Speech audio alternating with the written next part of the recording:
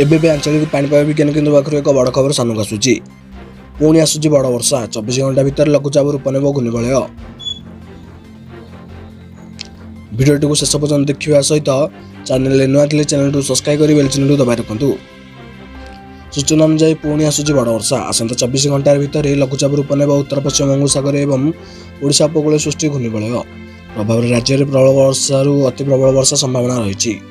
दक्षिण ओडिशा रे भीषण वर्षा नहीं चेतावनी जारी रखी आंचलिक पाणीपाग केन्द्र। सेपटे मालकानगिरी सृष्टि हो पारे आकस्मिक बन्या, पहाड़ी अंचल हो पारे भूस्खलन। प्रबल अति प्रबल वर्षा कलाहांडी नवरंगपुर कोरापुट और मालकानगिरी को ऑरेंज अलर्ट जारी कराई। यह सब जिले में 200 मिलीमीटर अधिक वर्षा हो आंचलिक पाणीपाग विज्ञान केन्द्र सूचना देछि। पुरी समेत दक्षिण आभ्यंतरण ओडिशा रे 7टी जिला प्रबल वर्षा नहीं येलो अलर्ट जारी कर पाणीपाग विभाग।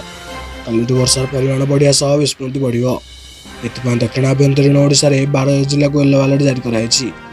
कालिठू 22 तारीख पर्यंत प्रबल वर्षा सह घंटा प्रति 40 ରୁ 50 किलोमीटर बेगर पवन बही पारे। यह समय पश्चिम और केन्द्रीय बंगोपसागर को मत्स्यजीवी को बारण कराई। एपरी खबर आपण प्रत्येक दिन देखा चाहते चैनल सब्सक्राइब कर बेल चिन्ह दबाई रखु।